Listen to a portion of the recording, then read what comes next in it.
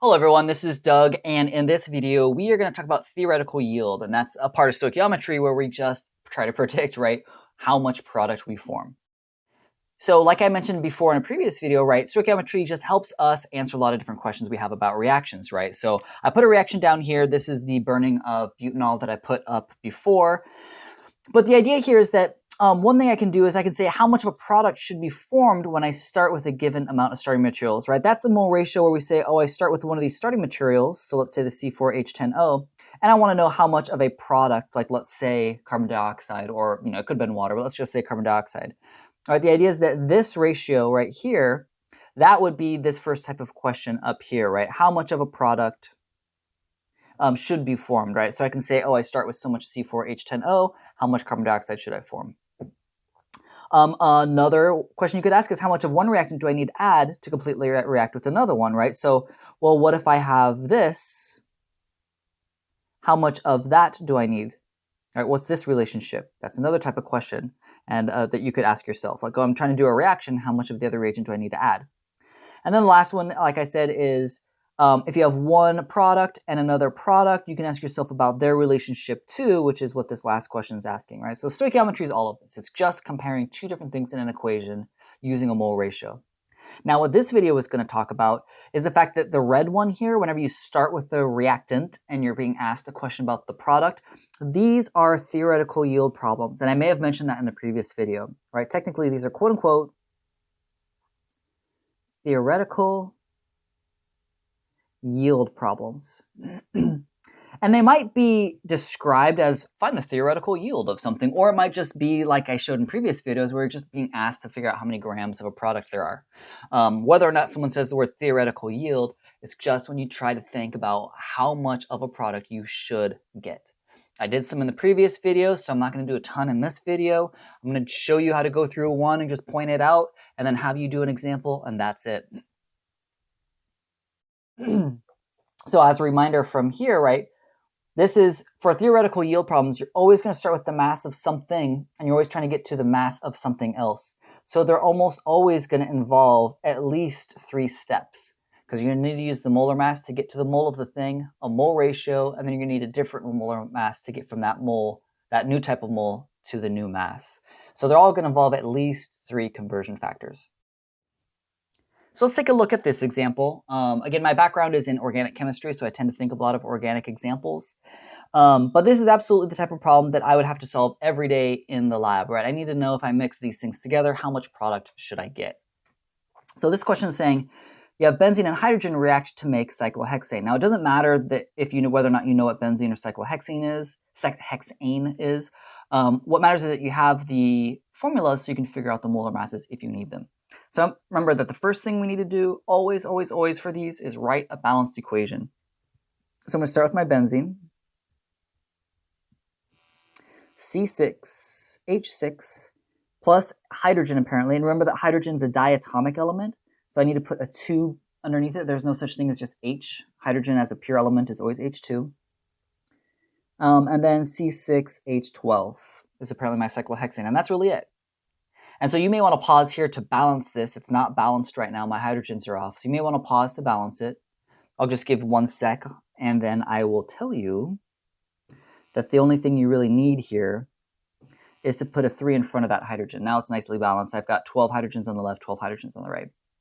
And actually, in this question, I need to modify this slightly. If I fully reacted 12.5024 grams, I don't want to say of benzene. What I want to say is hydrogen. Let me change this real quick. Let's say I have 12.5024 grams of hydrogen. What should my theoretical yield of cyclohexane be, right? How much product, if I consume that much hydrogen, how much cyclohexane, how much product should I get? Right, and that's a classic theoretical yield problem. So then after I have a balanced equation, I just set this up like I always do, right? What's my known amount? What's the unknown? And what conversion factors do I need?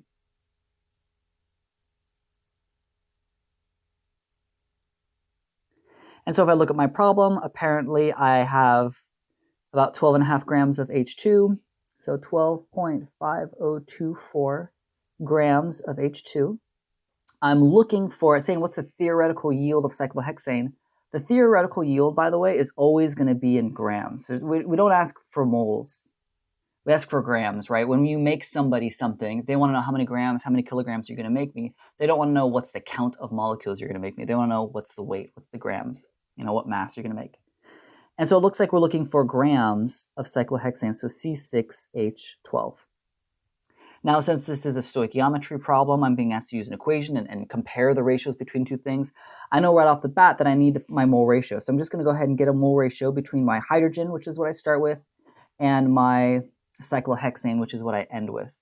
And so I know my mole ratio from that is apparently there's 3 moles of H2 for every 1 mole of C6H12, my cyclohexane. And then I need my other 2, right? Remember that my other 2 are just going to be the molar masses of the things in the ratio. So I need the molar mass of H2, which is just 2 times, right, 1.0079, which ends up being 2.0158.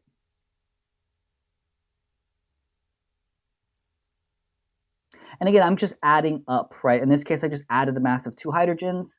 It looks like the molar mass of cyclohexane is not given, but I can look it up a periodic table. I can do 6 times 12.011 and then add 12 times 1.0079, right? I can just add that up from the periodic table.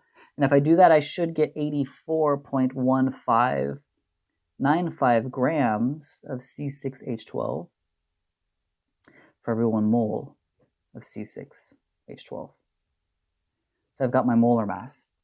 And then I should have enough information. I don't have any milligrams or kilograms or anything like that. So I should be okay. I should be good to just solve this. So my starting amount was 12.5024 grams of H2, which means I need to use my molar mass, right? That's the one that has grams of H2 in it. So I'm going to use this second conversion factor, but I need to flip it so that the grams of H2 are on the bottom. 12.0158 grams of H2. 1 mole of H2 is on top. Now I'm in moles of H2. The only thing with moles of H2 is the first conversion factor. I need to flip that also so that units cancel. Moles of H2 on the bottom. 1 mole of C6H12 on top. And right, again, if you look at this, my grams H2 cancel with grams of H2. My moles of H2 cancel with moles of H2. Now I'm in moles of C6H12. So that brings me to my last conversion factor because I don't want moles of C6H12. I want grams of C6H12, right? That's going to be the yield. So then then I put in my last one so that I have 1 mole on the bottom, C6H12, and then 84.1595 grams of C6H12 up top. And if I punch that into a calculator, I get 173.9914 and a bunch more numbers. But I always need to think about my significant figures. So here I've got 1, 2, 3, 4, 5, 6. Here I've got 1, 2, 3, 4, 5. Here I've got 1, 2, 3, 4, 5, 6. That means I can only have 5 in my answer. So 1, 2, 3, 4, 5. That means my answer that I should report is 173.99 grams. That's the yield of my cyclohexane. It should be 173.99 grams. So I should get almost 174. And again, remember that these are theoretical yields. So that means in theory, if everything was perfect, everything reacted 100%, there were no side reactions, nothing, you would get exactly 173.99 grams of product. Now in the real world, right, that something's going to go wrong. There's going to be a side product, something doesn't react all the way, you spill something gets stuck to the glassware. There's a million reasons why we almost never ever get the theoretical yield, which is why in a future video, we're going to talk about the percent yield. So the question will become, what percent of that theoretical yield did you actually get? And that's just dividing your actual yield by your theoretical yield. So in reality, that's this number I circled in green here. That's what you should get. You're not going to get that, but it's what you're aiming for. That's what you're aiming for. If you actually got 173.99 grams, you'd have 100% yield. You did a great job. And it's not even you doing a great job. It means that the stars aligned and everything worked perfect for you. It just doesn't really happen in the real world. So here's another problem, same exact idea. This one is saying propine reacts with bromine to yield 1122 tetrabromopropane, which is apparently that formula. If 153.9 milligrams of propine completely react, what is the theoretical yield of the product? So same type of question as the theoretical yield product. I'm going to give you a minute here to do this on your own. Things to point out. Always remember, start with your balanced equation. In this one, though, I do want you to pay a little attention to the fact that we're starting out with milligrams, not grams. So that just means you're going to need one more conversion factor in there. But I'll stop talking. Go ahead and hit pause, see what you can do here.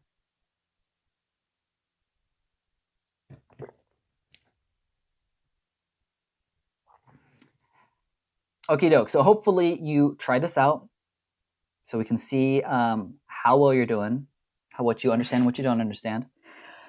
And I'm going to go ahead and write my balanced equation here. So C3H4 plus bromine. Don't forget that bromine is a diatomic element also, just like hydrogen is. And that's going to make C3H4Br4, according to this equation. To balance it out, I need to put a 2 in front of the bromine. There I've got my balanced equation. So my known amount, my unknown amount. Conversions.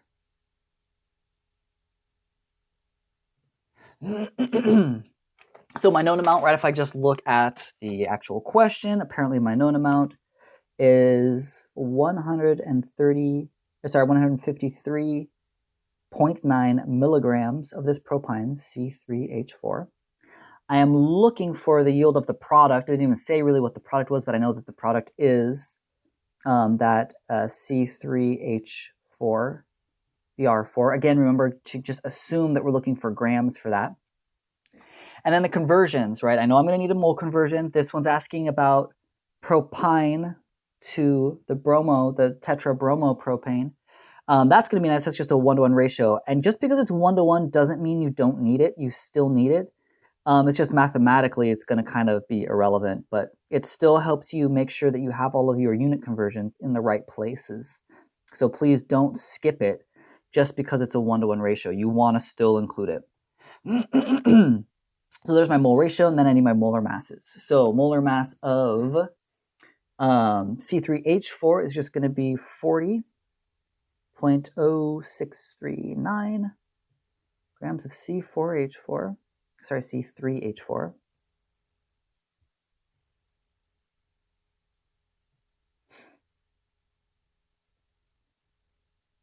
I should have some like quiet, beautiful forest music playing while I'm doing this. I know it's super boring, I'm sorry. But I just want to get all this information out for you all so you can see it, so you can see how we put this puzzle together. C3H4, Br4. And in theory, right, you all did this on your own paper, so you already figured out all these masses. And I'm actually going to need one more for this. I'll put it just right above. I'm also going to need the milligrams, right? I know there's 1,000 milligrams per 1 gram, right? That's another conversion factor I'm going to need. Since I'm starting in milligrams, all the units that there I wrote and all those other ones involve grams. So let's put this together. I have 153.9 milligrams of C3H4. First thing I'm going to do, get rid of those milligrams. So 1,000 milligrams are in a gram. Now what's interesting about this, so notice that for the milligrams and grams, I don't have a compound written there because it's just a general relationship. It has nothing to do with like the compound. It has nothing to do with the propine. So all that's canceling here is my milligrams with my milligrams. So that means I'm still in grams of C3H4. That's what unit I'm in. I'm in grams of C3H4, which is why now I can go ahead and use my molar mass for the grams of C3H4. So 40.0639 grams of C3H4. That'll cancel nicely now with 1 mole of C3H4. So now, and maybe I'll do this in blue just to kind of highlight it. Now my grams of C3H4 are going to cancel out with my grams of C3H4. So now I'm in moles of C3H4. If you're neurotic about canceling out your units, that's just how it would work. If you don't really care that much, don't stress about it too much. I do know that it's just a 1-to-1 mole ratio here, so C3H4 to 1 mole of C3H4Br4. And now I have 1 mole of C3H4Br4. Right now, this is the molar mass again. Apparently is 359.6799 grams of C3H4Br4. And I ran out of room, but that would be equals. All right, so now that mole cancels out with that mole cancels out with that mole. And then I punch this into my calculator, and what I end up getting from the calculator is 1.38166, and then a bunch of stuff. And then I need to check my sig figs. So I start off with 4, and this has 1, 2, 3, 4, 5, 6. This one has 6. This one has 1, 2, 3, 4, 5, 6, 7. So it looks like 4 is my lowest, so I can only have 4. 1, 2, 3, 4. Or in other words, the answer I should write down is 1.382 grams of C3H4Br4. That's the theoretical yield that I should get if I reacted 153.9 milligrams of that starting material. I should get about 1.382 grams of the product. All right, so I should get a lot more. And that's because bromine just weighs so much.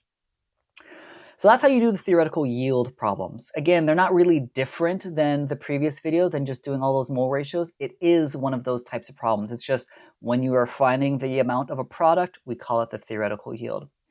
Practice these, study up, good luck, and watch in the next video when we start talking about theoretical yield. Or sorry, not theoretical yield, when we start talking about limiting reagents. Limiting reagents just means I give you the starting amount of, like, for example, in this one, I give you the starting amount of the propine, and I give you the starting amount of the other reactant, in this case bromine, and I see which, and then we have to figure out which one's going to run out first, right? Which one are you going to run out of first so that you can then figure out your theoretical yield? So that's going to be in our next video. Good luck.